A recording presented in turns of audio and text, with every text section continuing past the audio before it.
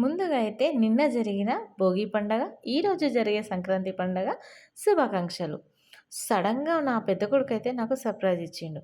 అదేందో మొన్న బోనాలప్పుడు తమ్ముడు సర్ప్రైజ్ ఇచ్చిండు. ఈరోజైతే వీడు బెంగుళూరు నుంచి ఇంటి డోర్ కొట్టే వరకు వీడు వస్తున్నట్టు తెలవదు. ఫుల్ హ్యాపీ నేను.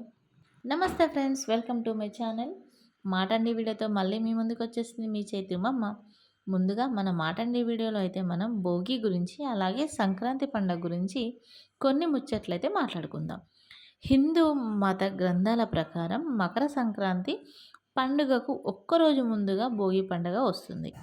ఈ సమయంలో సూర్యోదయం కంటే ముందే నిద్రలేచి గజగజ వణికే చలిలో భోగి మంటలు వేయడం ద్వారా పండగ సంబరం ప్రారంభమవుతుంది.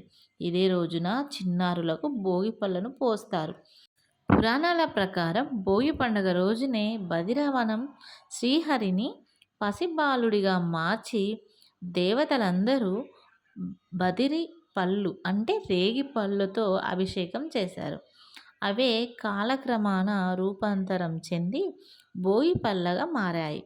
చిన్నపిల్లలకు ఇలా పువ్వులు భోగి పళ్ళు పోయడం వల్ల వారు ఆరోగ్యంగా ఉంటారని చాలామంది నమ్ముతారు. ఇక తెలుగు పంచాంగం ప్రకారం సూర్యుడు ధనస్సు రాశి నుంచి మకర రాశిలోకి సంచారం చేసిన సమయంలోనే మకర సంక్రాంతి పండగ ప్రారంభమవుతుంది. ఈ నేపథ్యంలో ఈ ఏడాది జనవరి 15వ తేదీన మకర సంక్రాంతి పండుగ వచ్చింది. ఈ పవిత్రమైన రోజున సూర్యుడు దక్షిణాయనంలో పూర్తి చేసుకొని ఉత్తరాయణం పుణ్యకాలాన్ని ప్రారంభిస్తాడు.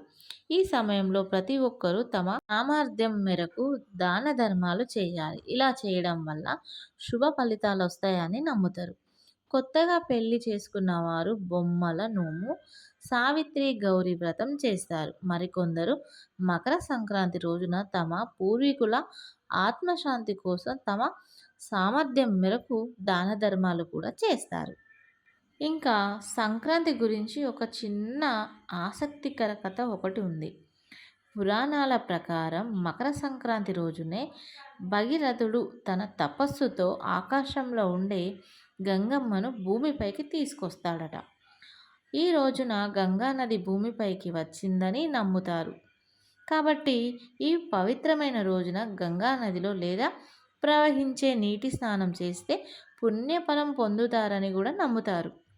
తమ పూర్వీకులకు తర్పణం సమర్పించేందుకు భగీరథి మహర్షి గంగమ్మను భూమిపైకి ఆహ్వానిస్తాడు అని అంటారు.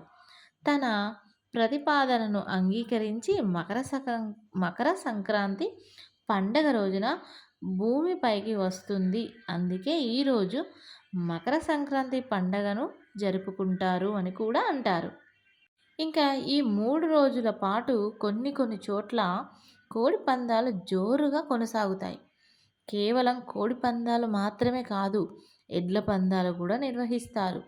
కృష్ణా, గుంటూరు, తూర్పు, పశ్చిమ గోదావరి జిల్లాల్లో కోడి పందాలు నిర్వహిస్తే ప్రకాశంతో పాటు మరికొన్ని ప్రాంతాల్లో ఎడ్ల పందాలను నిర్వహిస్తారు. ఈ పందాలను తెలుగులో సాంప్రదాయకులుగా ప్రతీకగా భావిస్తారు. అంతేకాదు హైదరాబాదుతో పాటు కొన్ని ప్రాంతాల్లో గాలిపటాల పండుగ కూడా నిర్వహిస్తారు. గుజరాత్లో ఈ గాలిపటాల పండుగను ఘనంగా నిర్వహిస్తారు. మన తెలంగాణలో గాలిపటాలు అంటే పతంగిలు ఎగరేసుకొని సంక్రాంతి రోజు ఫుల్ హ్యాపీగా ఉంటారు. పిల్లలైతే దాదాపు ఒక నెల 15 రోజుల ముందు నుంచే అంటే ఒక 15 రోజుల ముందు నుంచే పతంగిలు ఎగరేసుకుంటూ ఎంజాయ్ చేస్తూ ఉంటారు. ఇంకా ఈ 3 రోజులైతే ఫుల్ సరదాగా ఉంటుంది. మనం చేసిన చకినాలు, అప్పాలు అన్నీ తీసుకొని బిల్డింగ్స్ కానీ ఎక్కడైనా ఆడుకునే చోటకి వెళ్ళి మంచిగా పతంగిలు ఎగరేసుకుంటూ ఉంటారు ఫ్యామిలీస్తో, ఫ్రెండ్స్తో పాటు. ఇక మకర సంక్రాంతి పండగ ముగిసిన మరుసటి రోజున కనుమ పండగ అంటారు. ఈ రోజున తమ పశువులను అందంగా అలంకరించి వాటికి ఇష్టమైన దాన పెడతారు. 4 రోజులైన ముక్కున నాడు మాంసాహారం తీసుకుంటారు. ఇలా 4 రోజు పాటు పండగ సంబరమంతా పల్లెటూర్లలో ఎక్కువగానే కనిపిస్తుంది. పండగ ముగిసిన తర్వాత అందరూ మళ్ళీ పట్నం బాట పడతారు. సంవత్సరానికి సరిపడేంత సంతోషాన్ని తీసుకెళ్తారు. అందుకే సంక్రాంతిని సరదాల సంక్రాంతిగా నమ్ముతారు. ఇక పల్లెటూరులో వెళ్ళలేని వాళ్ళు సిటీలోలైనా సరే, వాళ్ళకి వీలైనంత సంతోషంగా సంక్రాంతి పండుగనైతే జరుపుకుంటారు. మరి సంక్రాంతి గురించి నేను తెలుసుకున్న కొన్ని ముచ్చట్లు మీకు నచ్చినాయా? నచ్చితే మాత్రం లైక్ చేయండి, షేర్ చేయండి, కామెంట్ చేయడం అయితే అస్సలు మర్చిపోకండి. అన్నట్టు సబ్స్క్రైబ్ చేయడం అయితే ఇంకా అసలు మర్చిపోకండి.